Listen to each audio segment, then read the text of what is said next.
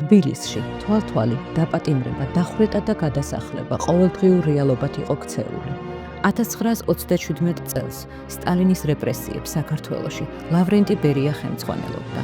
მისი დავალებით დაკავებულთა და დახვრეტებულთა შორის იყვნენ მწერლები, პოეტები, ჟურნალისტები და უბრალო მოქალაქეები, რომლებიც ხშირად მხოლოდ პროფესიით და განსხვავებული აზრით სამიზნე ხდებოდნენ.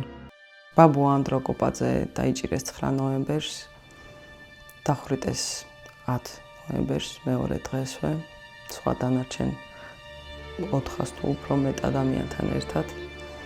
მისი ცხედარი დღემდე არ ვიცით სად არის და ისიც არ ვიცით სად წაიყვანეს. ბებია რამდენიმე თვის შემდეგ გადაასახლეს. ერთი თვე იყო გზაში 300 ქალთან ერთად, რომელიც 9 წლის განმავლობაში იყო ჯესკაზგანში გადასახლება. ბაბუასაც ვერ წარმოედგინა, რომ უდანაშაულო ადამიანები შეიძლება დაეჭირათ. ისინი ცხოვრობდნენ შინსახკომის გვერდით, ბებია და ბაბუა და ყოველ დღე ისმოდა წივილ-კივილი ადამიანების, როგორ იჭერდნენ, როგორ მიყავდათ და ბაბუა იყო გაოგნებული და ამბობდა, რომ არა, ეთყობა რაღაცა გაუგებრობა არისო, თორე როგორ შეიძლებაო ესე უდანაშაულოთ ადამიანები და ეთყობაო რაღაცაშია საქმე. ბებია ჩემი ამბობდა, რომ ანდრო გაიხედე, გამოიხედე, ნახე ადამიანები ქრებიან ჩვენ გარშემო. 1927 წელს ტიციან ტაბიძე ამბობდა: მოკლეს არა მახველით, არამედ გონების გატეხით. ეს უფრო მტკივნეულია. ამ სიტყვის შემდეგ ტიციანიც დაიკარგა. მისი ცხედარი დღემდე არ უპოვიათ. მიხეილ ჯავახიშვილიც გრძნობდა მოახლოებულ დასჯას, მაგრამ მაინც წერდა: არ ვიცი რა ვთქვა, არ ვიცი როგორ დავწერო.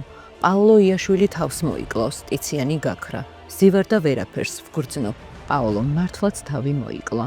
საბჭოთა ტერორი არ დაწყებულა და არ დასრულებულა 30-იან წლებში და ეს მნიშვნელოვანია, რომ ეს ყველას ძალიან კარგად გვესმოდეს. საბჭოთა ტერორი გრძელდებოდა მთელი 70 წლის განმავლობაში და მნიშვნელობა არ აქვს ტერორი ვრცელდება 300 ადამიანზე თუ 3 ადამიანზე, ორივე შემთხვევაში ტერორი არსებობს. ამიტომ ტერორის მასშტაბი შეიძლება იყოს განსხვავებული, მაგრამ ერთ ადამიანზე თუ ხორციელდება სისტემის მხრიდან ტერორი, ეს ნიშნავს, რომ სისტემა თავისი ბუნებით ძალადობს ადამიანზე.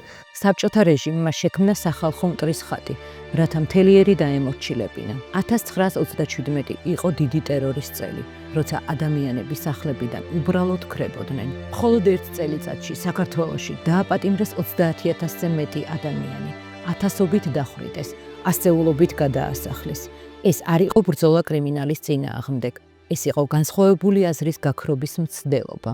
როდესაც ადამიანები იხვრიტებოდნენ პრაქტიკულად ქუჩაში და ამის შესახებ გაზეთებში იწერებოდა, ეს იყო წარმოუდგენელი იმ დროინდელი საზოგადოებისთვის, ეს შეიძლება მომხდარიყო და რასაკვირველია, ჩვენთვის დღეს რთული წარმოსადგენია ის ზაფრი, რომელსაც ადამიანი განიცდიდა, როდესაც გადაშლიდა გაზეთს და წაიკითხავდა სიას დახვრეტილი ადამიანების. დღეს, როდესაც ჩვენ გვაქვს კანონები, რომლებიც საუბრობენ უცხოურ გავლენაზე, ხო, რაღაცა უცხოურ გავლენის გამტარ ორგანიზაციებზე, აგენტებზე და ასე შემდეგ, შეუძლებელია ჩვენ ეს არ გაგვახსენდეს, ხო, შეუძლებელია არ გაგვახსენდეს, რომ ადამიანები იყვნენ დახვრეტილები იმის გამო, რომ იყვნენ რაღაცა იაპონიის შპიონები. დღეს კი რა ხდება? გვაქვს არაერთი შემზღუდველი კანონი, უკანონო თვალთვალი, დასჯა სიტყვისთვის, დაცინვა პროტესტისთვის და სასამართლო, რომელიც ხელისუფლების სურვილს ახმოვანებს. ეს ყველაფერი ერთ მიზანს ემსახურება: გატეხო ინდივიდი და შიშით მართო საზოგადოება. როდესაც გვეშინია გამოვხატოთ, რას ვფიქრობთ, ეს 1927-ის ჩრდილია. როდესაც სტუდენტი ვერ ბედავს უნივერსიტეტში აზრის ხმამაღლა თქმას, ეს 1927-ის ექოა. როდესაც ტელევიზია დუმს და პრესა თვითცენზურაშია, ეს არის მემკვიდრეობა, რომელიც ვერ გავარღვიეთ.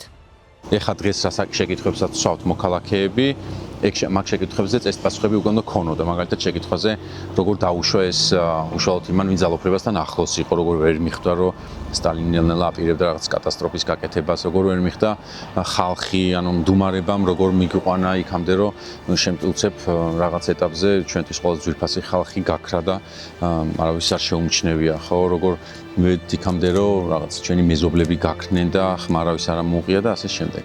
1927 წელს სამართლებრივი სისტემა ემორჩილებოდა მოსკოვის მითითებებს. კანონი იცავდა არა ადამიანის უფლებებს, არამედ რევოლუციურ წესრიგს. დღესაც გვაქვს კანონები, რომლებსაც ნებისმიერ ადამიანს მოარგებ და ხშირ შემთხვევაში სასამართლო მტკიცებულებებს არ ითხოვს. ისევე როგორც მაშინ, დღესაც სიტყვებში და ქმედებებში ეძებენ შეთქმულებებს, კლავენ ნდობას, კლავენ თავისუფლებას, კლავენ აზროვნების უნარს და მაინც არსებობს განსხვავება. 1927 წელს ბევრმა ვერ ამოიღო ხმა. შიში საყოველთაო იყო, ცნობის მოყვარეობა სასიკვდილო.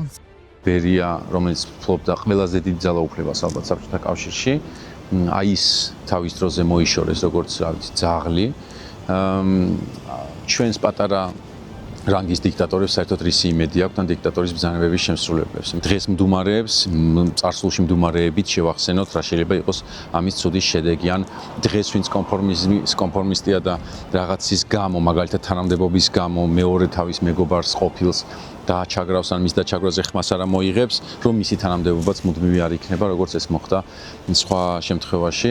რეპრესიას არ აქვს დროის სტილისტიკა. ის ყოველთვის იწყება სიტყვის ჩახშობით და მთავრდება ადამიანის გაქრობით. ახლა, სწორედ ამ ორ წერტილს შორის ვცხოვრობთ. დრო იცვლება, მეთოდები იხვეწება, მაგრამ როცა იდეოლოგია ერთია, კანონით იქით იყურება საითაც ძალაუფლება და სანამ ასია, 1927 წელი არ დასრულებულა. ის ჩვენს დღევანდელობაში ცხოვრობს.